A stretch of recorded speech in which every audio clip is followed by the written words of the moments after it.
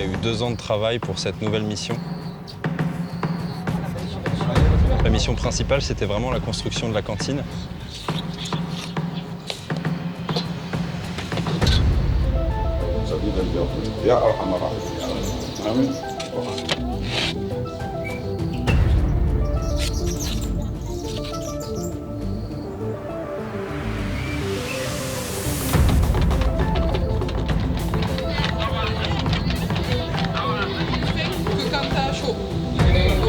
C'est une fois qu'on a mis les pieds ici que tout s'est enchaîné très vite en fait.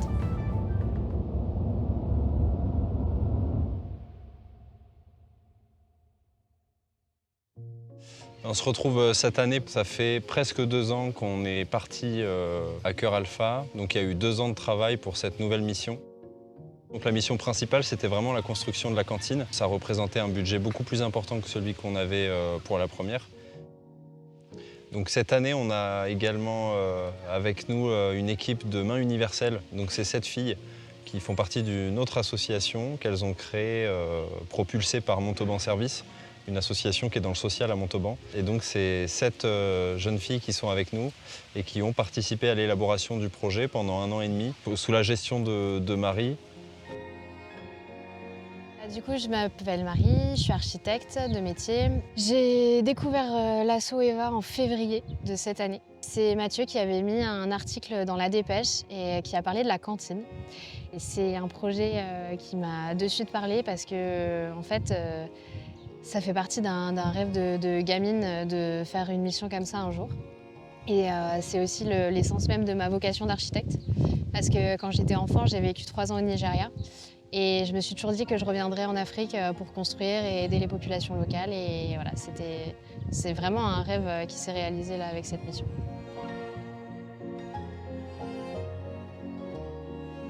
Donc après avoir pris contact avec l'association, on a décidé que je serais chef de projet de la construction de la cantine. On a travaillé en amont avec les filles. C'est-à-dire que moi je suis allée présenter un peu ce que c'était le métier d'architecte, ce que c'était des plans, des coupes, des élévations, parce qu'on a travaillé sur le projet architectural, on va dire, en amont avec elles. Elles ont été super réceptives et super intéressées, alors que c'est un groupe de 6 filles qui vont de 15 ans à 21 ans, donc c'est vrai que voilà, toutes ne pouvaient pas être forcément réceptives à ça, et si en fait. Moi c'est Sheima, j'ai 21 ans. Moi c'est Yasmine. J'ai 21 ans. Moi, c'est Asia, j'ai 21 ans. Je m'appelle Aya, j'ai 17 ans. Moi, je m'appelle Sheima, j'ai 17 ans. Je m'appelle Myriam, j'ai 15 ans et je suis en seconde. Du coup, on est venu en mission humanitaire accompagné de l'association EVA pour la construction de la cantine et du potager. Donc ensuite, j'ai pris contact avec JB, qui est le directeur de l'école. Qui nous a expliqué à peu près ses besoins en termes de dimension, de nombre d'enfants, voilà. Et ensuite, on a vite pris contact avec Makumba, qui est vraiment notre référent sur place. C'est lui qui m'a donné le contact on l'appelle coach, c'est le chef maçon. Lui, il avait accès à tous les matériaux. C'est avec lui que j'ai eu pas mal d'échanges sur les prix, les matériaux qu'on allait utiliser. C'est vrai qu'à distance, c'était vraiment pas évident, surtout que j'étais jamais venue au village. C'était formateur, mais c'est vrai que c'est une fois qu'on a mis les pieds ici que tout s'est enchaîné très vite en fait.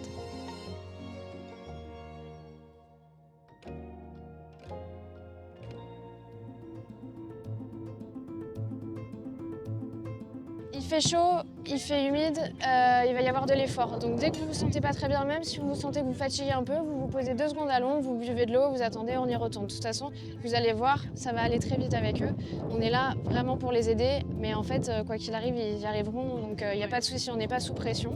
J'ai imprimé les plans de la cantine et je voulais te le donner parce que c'est un projet qui m'a vraiment tenu à cœur. Ouais, vraiment. Et du coup, je les avais imprimés exprès pour les souvenirs. Vraiment, ça, bon, du coup, t'as vu que je m'étais complètement gourée de l'endroit où c'était prévu. Hein. Oui, j'ai ouais, vu ça. on a vu. On a su s'adapter. Ouais, j'ai vu. Du coup, genre full confiance, quoi. Mais non, mais il fallait me le dire. Allez, on va s'adapter par rapport à ça. Non, mais c'est très bien. Vraiment, c'est déjà magnifique. Non, mais du coup, voilà, c'était. Je voulais. Mais du coup, c'est que ce sera ici plutôt, en fait. Ce sera ici plutôt, oui, c'est bien ça. Et c'est en miroir. Oui, on est d'accord, ouais, genre la terrasse couverte, elle sera de l'autre côté, et voilà. Oui. Là, ce qu'on va faire, c'est qu'on remplit les seaux avec le sable, on le met dans les gamelles, ça va servir de mortier. Une fois qu'on a fait ça, on va déplacer les parpaings et on va commencer à les aligner.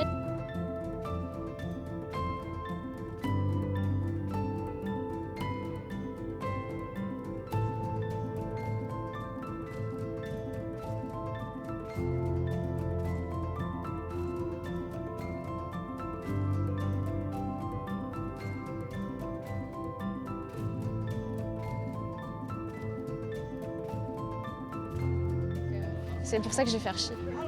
Donc je suis trop heureuse là, je suis dans mon élément.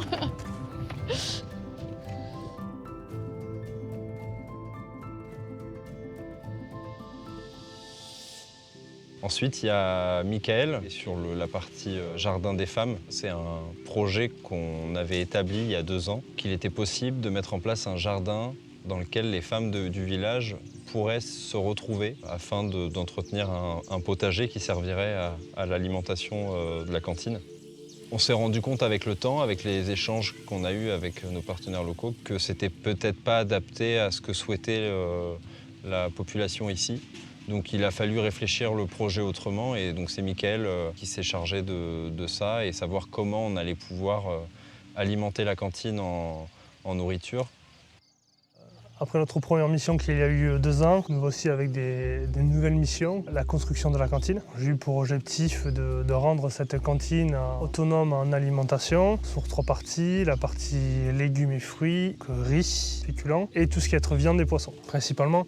Alors, ce qui est en cours aujourd'hui, c'est que nous avons 2 maraîchers et un 3e en cours qui va du coup pouvoir fournir des légumes et des fruits à la cantine. Et ensuite pour la partie viande et poissons, donc on est en train de mettre en place donc un poulailler qui va fournir 150 poules. Si le poulailler permet d'être autonome, nous allons pouvoir développer une pisciculture. Et à partir des bénéfices de la pisciculture et du poulailler, nous allons pouvoir du coup acheter du riz pour la cantine.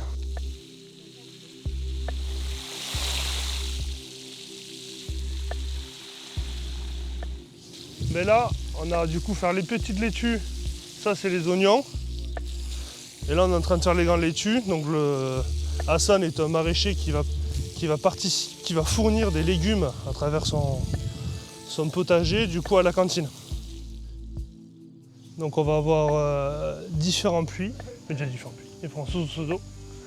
On va avoir un premier puits qu'on va retrouver ici, qui va permettre d'arroser toute cette partie, donc laitue et oignons, qu'on va retrouver un peu de bissap au fond. Voici le 2e puits et il a un système de pompe électrique. On va pouvoir arroser ici, ce qu'est en train de faire Yohan. Alors les filles de Main Universelle nous accompagnent aussi dans ce projet pour alimenter la cantine. T'es inspiré là, hein? Oui, pas trop, non. Je suis pas trop inspiré là. Un peu plus inspiré les filles peut-être?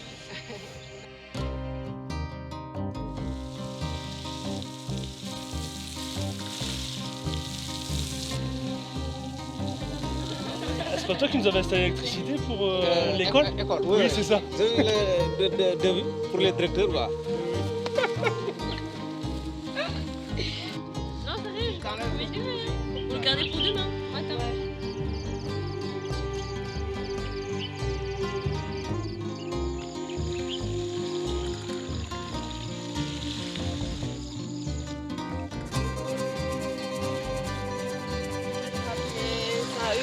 Ça a eu de 1 km à pied, ça a eu sur les souliers. On aura un objectif de pouvoir rendre la cantine autonome d'ici janvier-février 2026.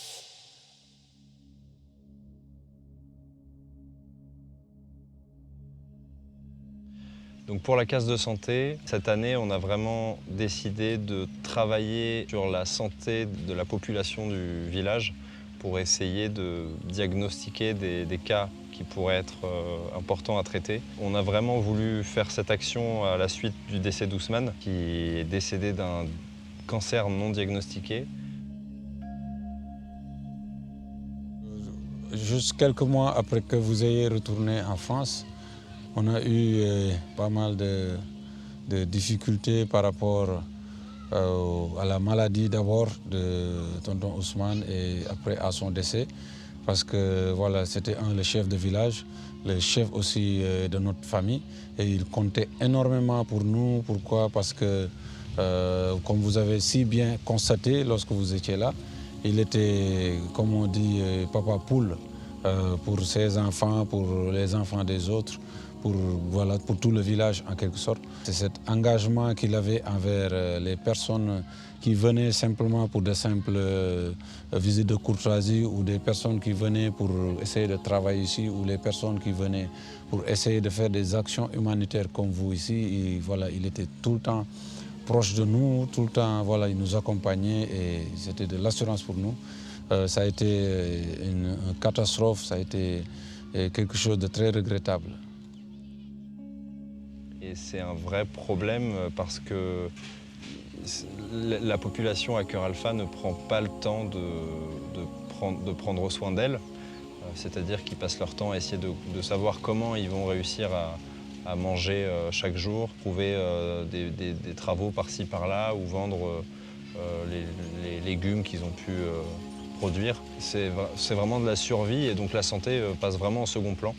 Donc il faut presque les inciter à aller consulter et c'est un budget qu'ils n'ont pas. Donc et voilà, s'ils ont une maladie, ils sont conscients qu'ils sont peut-être porteurs de quelque chose, mais à la limite, ils ne veulent pas le savoir. Et ils vivent comme ça. Donc cette année, on a décidé de partir à 3 infirmières pour pouvoir faire des consultations infirmières gratuites sur la case de santé de Cœur Alpha. C'est ici qu'on fait des consultations infirmières. On va les faire pendant 4 jours le matin. On a commencé hier jusqu'à mardi. En fait, on fait rentrer les patients, les installe 3 par 3 sur les chaises. On leur contrôle les constantes vitales, donc température, tension, la saturation et le pouls. Et on contrôle aussi une glycémie pour savoir s'ils n'ont pas du diabète ou si ce n'est pas déséquilibré. S'il y a des gros soins, des soins infirmiers, pansements ou des choses qui méritent d'être examinées, on passe à la salle d'à côté. Et donc là, vous avez Anaïs qui fait un pansement au petit. Voilà, donc il y a des petits pansements de plaies comme ça, désinfectés, bien nettoyés. Et pareil, Valérie qui continue avec le petit Jibi. On a fait ça pendant 4 jours, surtout les matinées. On relevait des patients qui avaient des problèmes particuliers, qui méritaient d'être consultés par un docteur. On les accompagnait au poste de santé de Gandiaï pour qu'ils puissent être consultés par un médecin qui a fait une ordonnance. Donc nous, on a pris en charge la consultation médicale et ensuite on est allé chercher avec l'ordonnance les médicaments nécessaires à la pharmacie. À la pharmacie directement? Tu as déjà l'ordonnance? Oui, mais tu as l'ordonnance pour les médicaments, pour les convulsions? Oui. Le premier jour, on a eu beaucoup de monde, mais sur les 4 jours, on a dû avoir quand même une centaine de personnes qui sont venues. Donc des gens du village de Cœur Alpha, mais aussi un petit peu plus loin. Donc le mot était bien passé, donc on a été contents. Oui, 130. Et après, tu as arrêté d'entendre à quel numéro? À 6. Ok, ça fait 13-6. Parfait.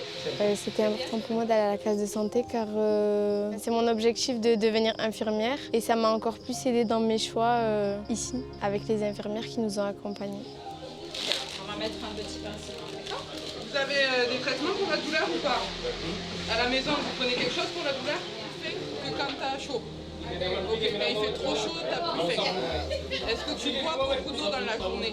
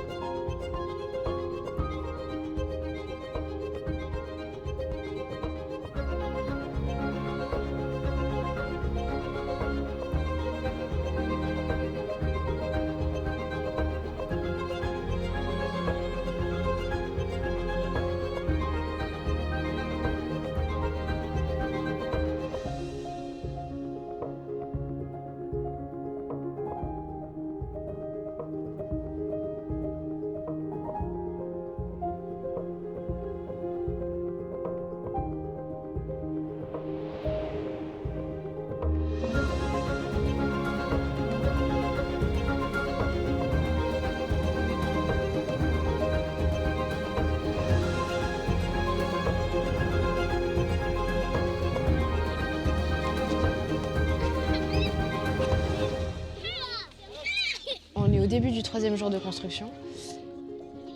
Les élévations sont bientôt terminées. Là, ils sont en train de finir les chaînages en béton armé.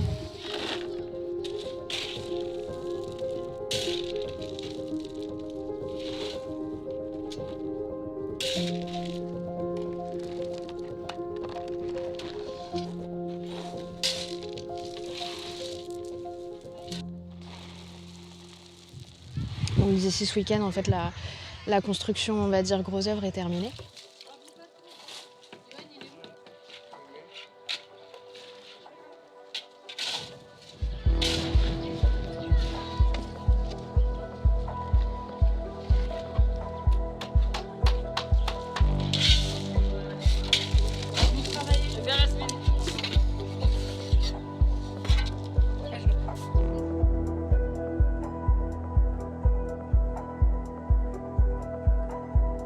Ouais, on a fait de l'enduit avec les filles, uniquement avec les filles. Alors c'était super physique. Il y a une technique assez particulière, on le verra sur les vidéos, mais pour venir mettre l'enduit sur les murs. Et ensuite, il faut lisser et talocher, et c'est vraiment très très physique.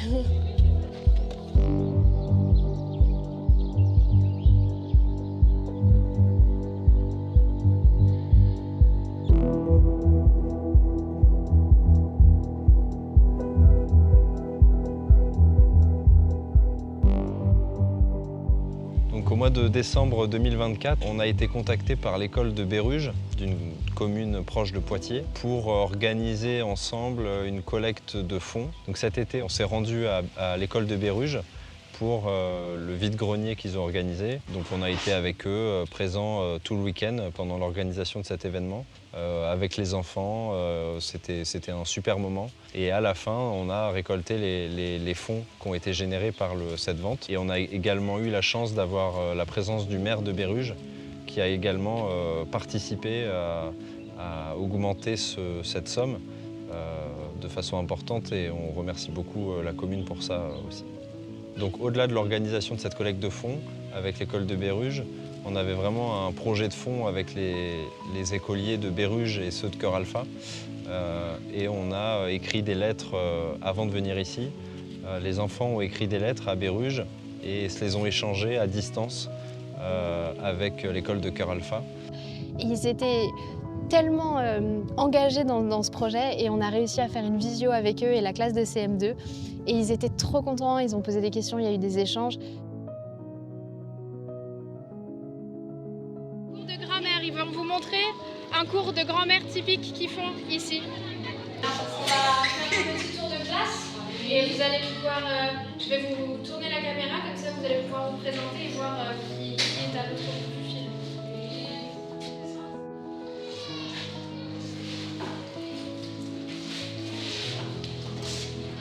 Qu'est-ce qu'on peut dire? Le complément subconstant circonflexe indique l'objectif, l'intention, donc ou la finalité.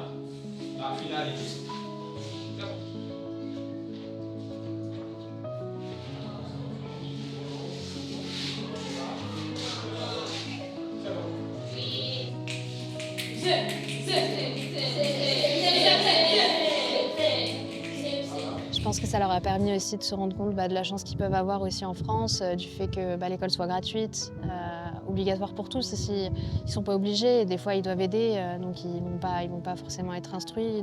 Donc, je pense que vraiment cet échange entre deux écoles, ça c'était vraiment quelque chose d'assez fort, parce que ça permet aux enfants de se rendre compte des différences et des disparités qu'il peut y avoir dans le monde. Et ça, je trouve ça assez génial. Et du coup, c'est pour ça que c'est aussi un des projets qui me tenait vraiment à cœur, c'est parce que ça touche à l'école, quoi.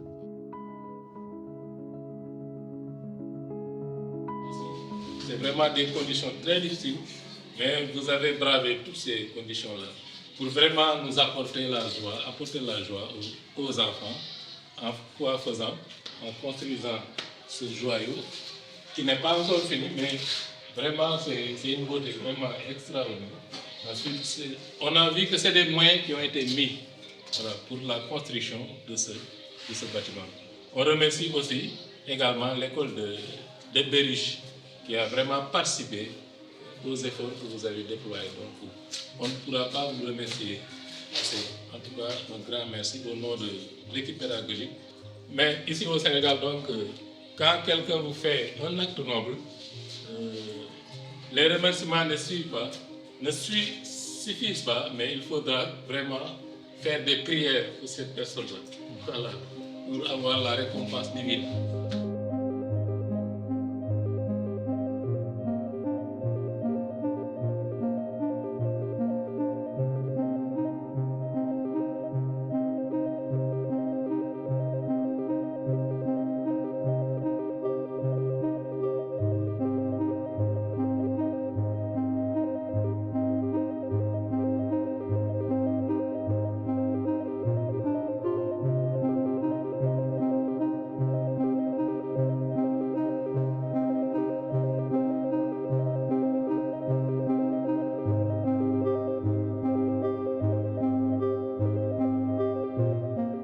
Du coup, on est sur le dernier jour là, de la construction de la cantine. Hier, on a fini la charpente et la toiture. Et aujourd'hui, ils sont en train de terminer tous les enduits extérieurs. Et au fur et à mesure que les enduits sont secs, on commence à peindre. Comme ça, on aura fini ce soir. Voilà.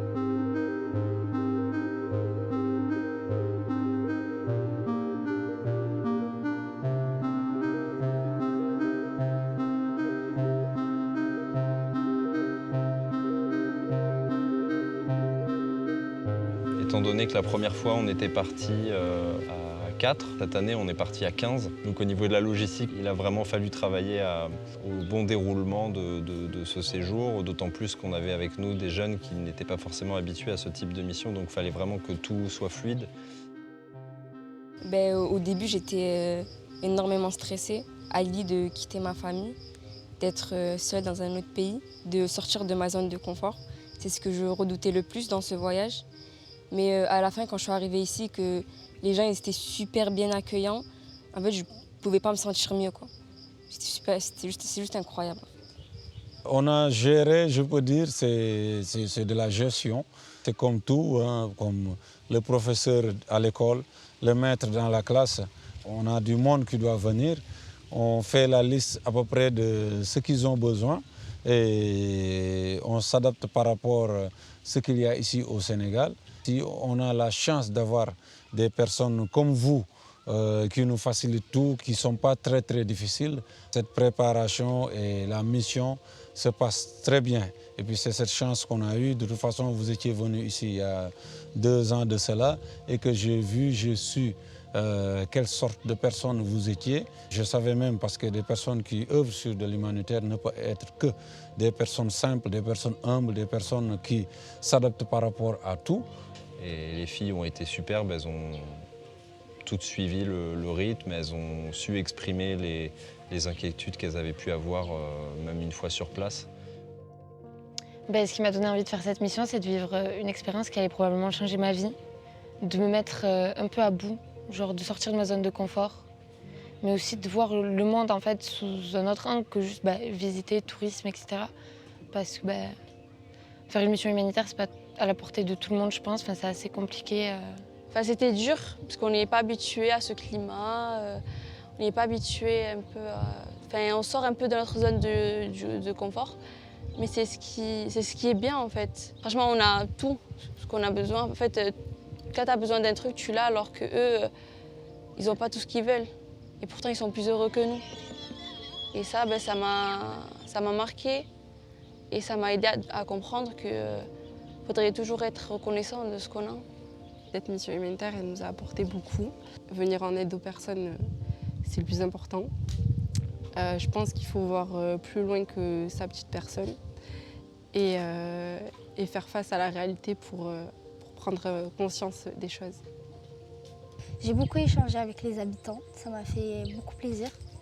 J'ai beaucoup aimé leur convivialité, ils sont très chaleureux. Ils viennent vers toi même s'ils ne te connaissent pas. Et en fait, tu ne peux pas être plus à l'aise. On ne s'attendait pas à ça. On est encore ici, mais ça nous manque déjà. On ne veut pas partir. Et j'espère qu'on pourra faire plusieurs autres missions humanitaires.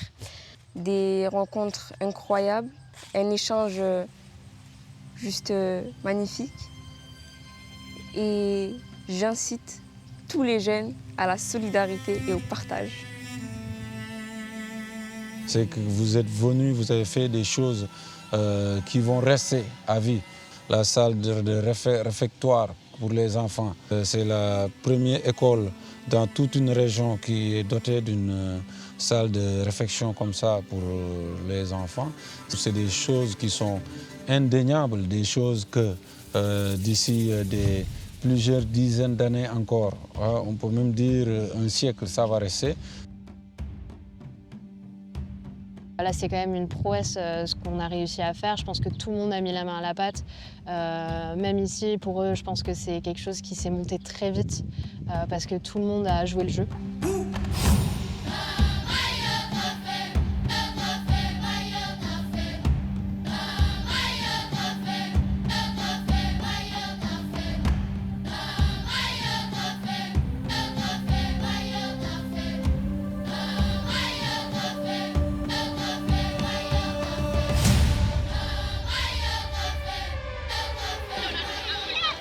Je joue plus au foot, c'est fini. C'est fini. La cantine a été montée en 10 jours. Elle est belle, elle a un toit et elle sera bientôt fonctionnelle.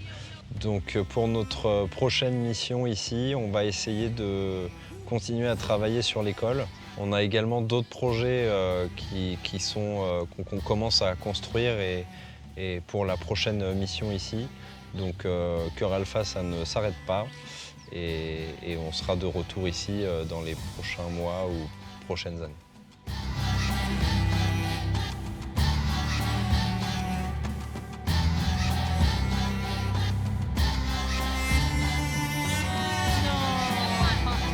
Vas-y, essaye.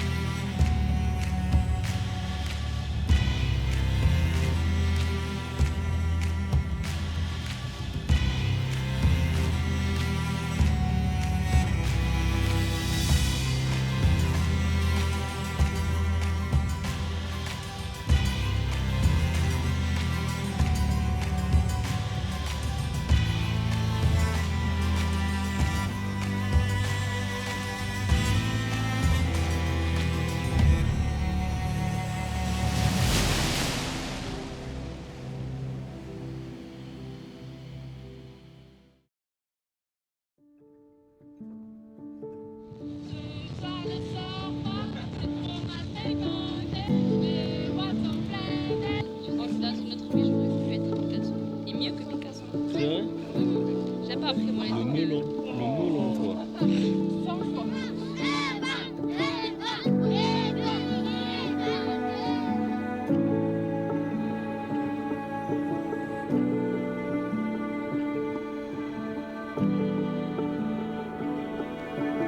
mots.